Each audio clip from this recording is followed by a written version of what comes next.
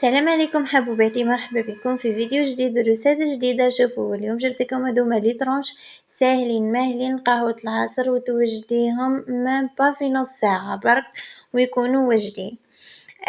جبتها لكم اليوم بذوق الشوكولا. شوفوا معايا تزيين يعني بسيط خلاص باسكو راح نشربوا بها قهوة برك. نروحوا المكونات وطريقة التحضير. عندنا 2 هضمات مع كاس سكر نطلعوهم بيان ورشة ملح. نطلعوهم بيان كي يبيض الخليط هذاك نزيد نص كاس زيت ونزيد نخلط بيان او كان تحذف لي المقطع لهنا. المهم خلطت بيان ذاك الزيت. من بعد نزيد 2 مغارف كبار هكا يكونوا بومبي تاع كاكاو. خيروا كاكاو نوعية مليحة باه يعطيكم لون وذوق مليح في الكيك تاعكم وما يفزلشهولكم. من بعد البنات لهنا نزيد كاس حليب ولا كاس ما يكون دافي. المهم دافي ما يهمش حليب ولا ماء اللي عندك ديري.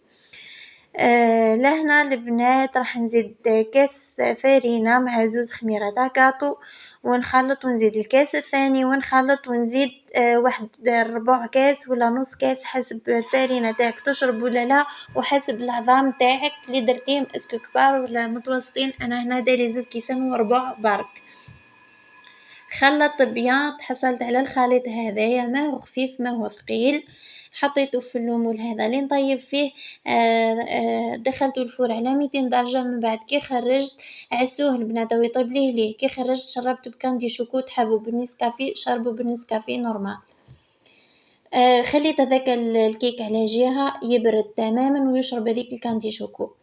لهنا رحت طلعت كاس بودرة شانتيي مع كاس نقص دوا ما بارد يكون بارد. انا حطيت في الكونجيلاتور الكاس من بعد جبته ودرت بيه ونطلع هذيك الشانتيي تاعي حتى نتحصل على القوام هذا. كما تعرفوا البنات يعني انا كل نعرف نطلعوا شانتيي.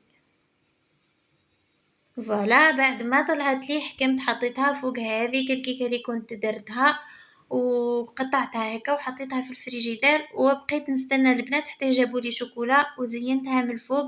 وانتم زينوا كيما تحبوا هذا تزيين اختياري برك ودرتو تاعي ليه زاربين تاع راح نشرب قهوه برك يعني قادرين نديروها احلى من هكا. ها هي البنات بعد ما قطعتها جت تهبل جربوها ورجعولي.